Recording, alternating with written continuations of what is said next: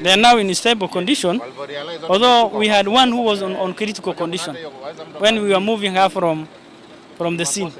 And it was around 7:15 when we received a distress call from the OCPD Maxwell Agoro. We activated the ambulances, we activated a team of fire and rescue, then the hazmat team.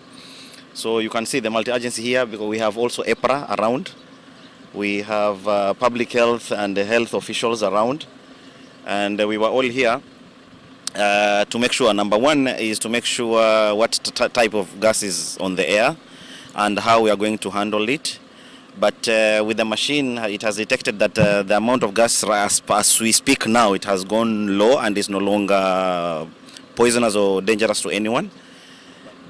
For now, what we'll do, we are going to condone the area, but the area that we suspect that there is that gas, because we have a team of investigators here, because like behind me is Odo is in charge of high risk.